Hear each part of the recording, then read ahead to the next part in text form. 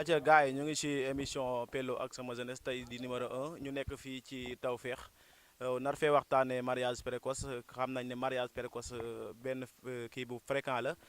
ci biir koñ bi wala ci biir dëkk bi mu nekk tey thème bi ñuy waxtaanee fii ci Tawfekh ñu gën koo xam ci ASC Renaissance gars yi ngi toog ñu nar see yaatal lu toll ci benn waxtu ku nekk nar see wax sa xalaat nan lay demee ak lan lañ gis ci mariage précoce lan mooy conséquences yi lan moo ko causé tey loolu la ñuy waxtaane ñu ngi fii si Bambey ci Tawfekh maa ngi leen koy rappelé waat ci li nga xam ne moo di ASC Renaissance ci buntu kër Benoît Faye nii gaa yaa ngi nii ñëpp toog ñu nar see waxtaane dañuy commencé introduction bi jox gaa yi ñu wax lan moo indi mariage précoce ak lan lañ ci gis ñu ngi commencé ci ama de droite mbala ama gauche di wax ak suñu benn grand Baye Xaar lañ koy wax Baye Xaar tey loo gis ci mariage précoce maanaam xale yu jigéen yi nga xam ne dañ leen di teel di maye lan ngeen ci gis ak lan moo koy indi. asalaamaaleykum maa ngi nuyu waa koñ bi yëpp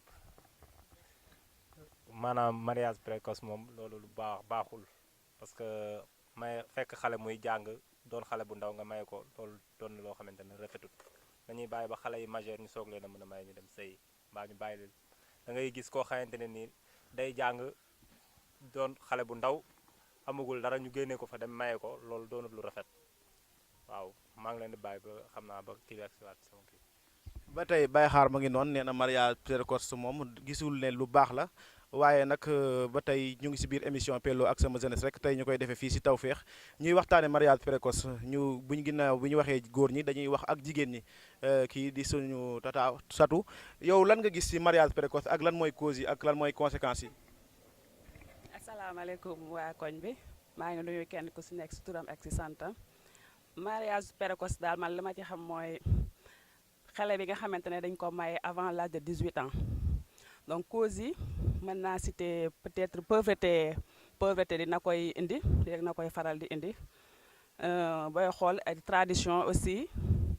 les facteurs traditionnels aussi dañ koy causer conséquences yi mën naa see citer quelques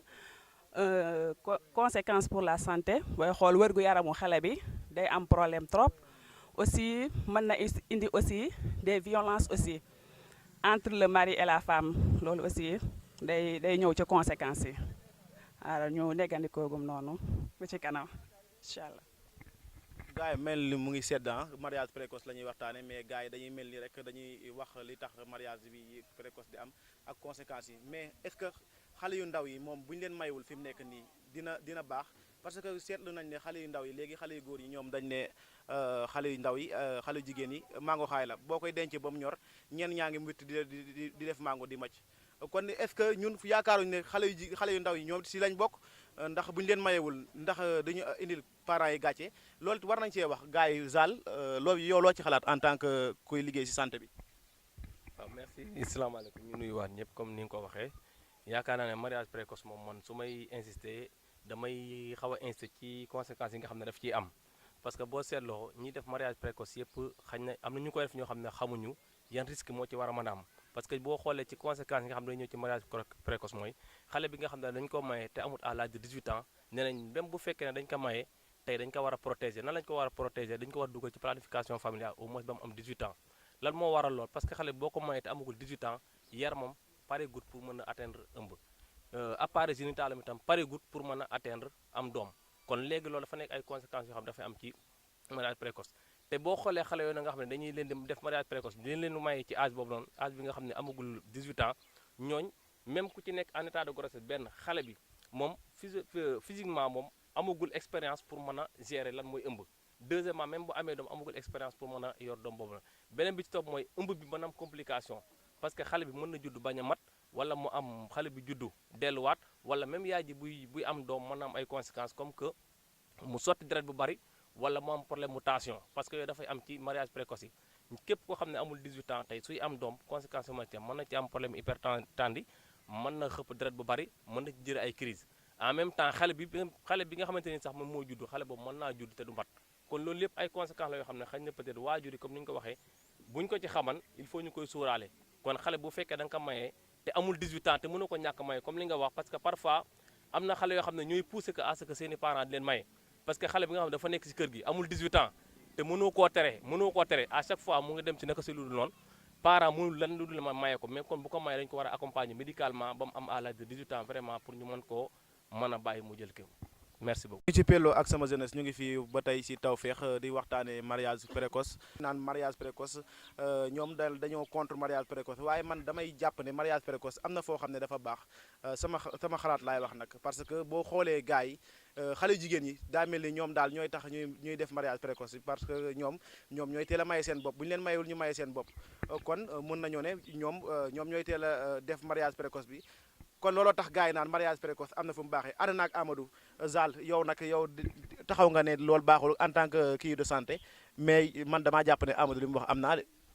waaw d'accord mais man partage bu ma ak Amadou te partage bu ma ak yow parce que man damaa contre mariage précoce parce que lan moo tax bu fekkente ne da ngeen ne xale yi bu leen mayoon ñu bàyyi seen bopp loolu ca tàggat bala parce que sa doom doo bàyyi ba mu màgg dañu la même bant boo koy jubanti bu tooy nga koy jubanti kon xale bi doo ko bàyyi ba mu àgg à l'âge de 14 ans 15 ans nga buñu ko lijjanti parce que boo seetloo en général ñi nga xamante ne bii dañuy tës seen waajur yi mooy xale bi nga xamante ni bu juddu bu commencé di jàng jardin d'enfant lan la njëkk wax yaayam yaay buddi laa bëgg yaay jumbax awat laa bëgg yaay la wax yaay ji di ko tette ci loolu parce que loolu mu koy tette comportement moom la xale bi di màggaale mais bu fekkee ne sa doom ba mu juddoo nekk xale bu ndaw da nga koo tette ci lan éducation bi ci naan comportement bi ni muy soloo kon je pense que loolu lay màggaale mais bu fekkee sa doom da nga koo jël bàyyi ko ci yenn comportement yi su demee ba am benn âge bi doo nga ko bëgg a jubanti muy të mais xale ji ba muy nekk xale nga koy jubanti beneen bi ci topp mooy buñ ko jëlee foofu doon par rapport ak xale yi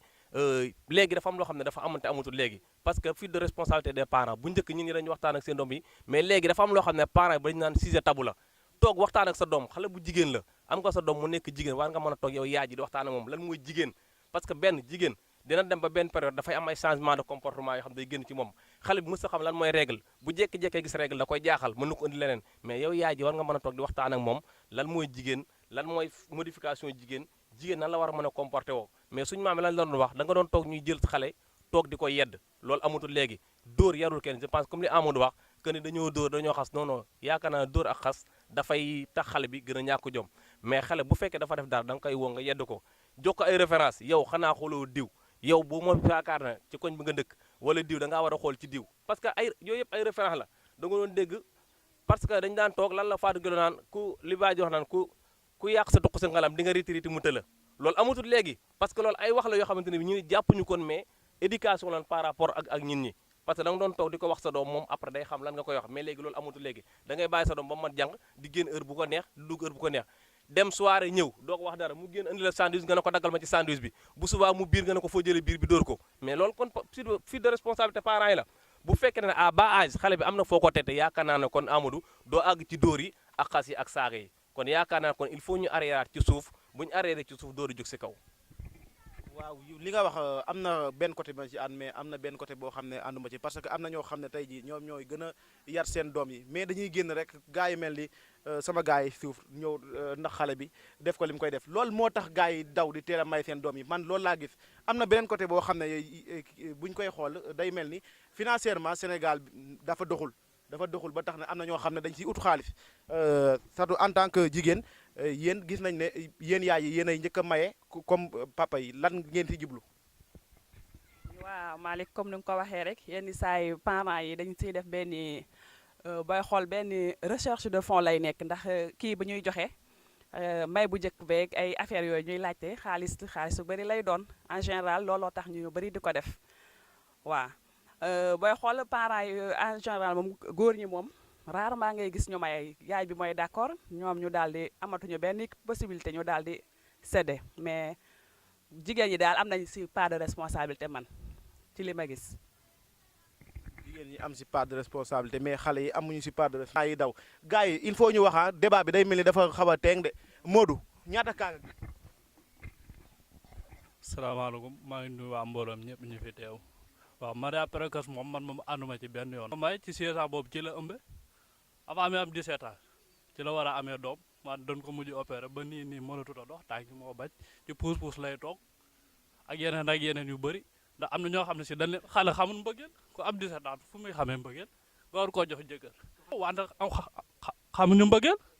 ku am 16 ans 17 ans mun da xam mbëggeel parents yi la ndax dañ naan la da ngay sëy boo sëyu ma doog ci àdduna alaaxira su ko defee yow li parents yi wax da ngay mujj def ko loolu mooy indi nii ngay am ñu am ay problème am doom. salaamaaleykum mbooloo bi waaw Malick man li Modou wax dama ciy d'accord ak moom parce que xam mbëggeel ça ne veut pas dire xam mbëggeel ça ne veut pas dire am far mbaa nga am gel déedéet ay nit a ngi fi sax nekk ci néegi sëy te xamuñu liy mbëggeel ay nit ñu ngi fi nekk ci néegi sëy te xamuñu liy mbëggeel fi ma ko teg mooy maanaam nit ñi dañoo jël léegi maanaam mbëggeel def ko mode dundatuñu ko ni ñu ko war a dundee toggatuñu ko ba mu ñor maa ngi bëggante bu baax su fekkoon ne damay def mariage précoce ba nii maa ngi ak ay doom mais problème bi du question da xale yi dañ leen a war a maye déedéet xale yi bu ñu leen di maye aussi tamit nañ leen tàggat ba pare ñu soog di leen maye li ci làqu dafa bëri parce que parents yoo xam ne nii seen situation sociale moo leen di pousser ñu teel a jël seen doom yi dugal leen ci néegu sëy te duñu leen tàggat te loolu mooy indi li Modou wax rek parce que boo jëlee xale bu ndaw boo xam ne nii supposons 15 ans la am àggagul 18 ans nga dugal ko ci néegu sëy ëmb dab ko ci mais conséquences yi muy jur comme ni ko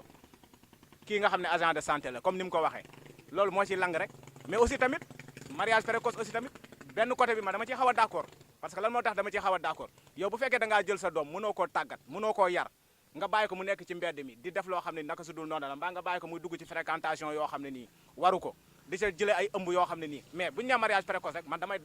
ñuy wax grossesse précoce parce que fii am na fi ay xale yoo xam ne nii ay 12 ans 13 ans la ñuy ëmb te amuñu jëkkër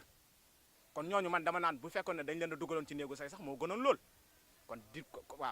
kon d'une part mariage précoce dafa nekk loo xam ne nii baax na parce que tamit jël sa doom mu nekk ci mbedd mi di taxawaalu ba jëlee ci ëmb te mu atteindre gut âge boo xam ne nii war na dugg néegu sëy mais kooku nga maye woon ko sax mu ëmb ci néegu sëyam moo ko gën man dama naan moo gën ëmbe ci biti la faute c'est aux parents la faute c'est aux parents la faute c'est aux parents waaw mais loolu mais qui est le responsable déedéet xale yu góor yi defuñu dara yow Malick boo juree sa doom nga tàggat ko ni nga ko war a tàggatee bu doon taseeg téeméeri xale yu góor ci mbedd mi aussi tamit du ko tax déedéet fii ku ñu nax rek dañ laa defarut ku ñu nax dañ laa defarut buñ la defaree duñ la nax doom ju jigéen ju duwut ci kër yaroo ci kër màggee ci kër ba ñu maye ko muy soog di génn ci kër ga amut fenn xale bi dina jàngi xale bi yaam dina ko yónni mu dem marché xale bi dina dem ci ay xaritam seeti leen góor ñi fu ñuy kar xale yi léegi dañuy kar xale yi ci école yi kar xale yi ci mbedd yi xaar xale yi seen kër xaar xale yi stade xaar xale yi feneen ak feneen léegi nag yow sa doom bu fekkee da nga ko tàggat nga yar ko ni nga ko war a yare bu fekkoon ne day fanaan ki góor ba bët set sax du ko tax a def naka su dul noona kon la faute c'est aux parents ñoo di mariage précoce nii lañ ko bëggee gars yi di opposé muy tànga bàyyi buñ dóorante benn yoon gars yi ataaya baa ngi nii buñ paree dañuy naan si ataaya bi noonu lay demee yéen a ngi si Baol Times mariage précoce la ñuy waxtaane fii ci Tawfekh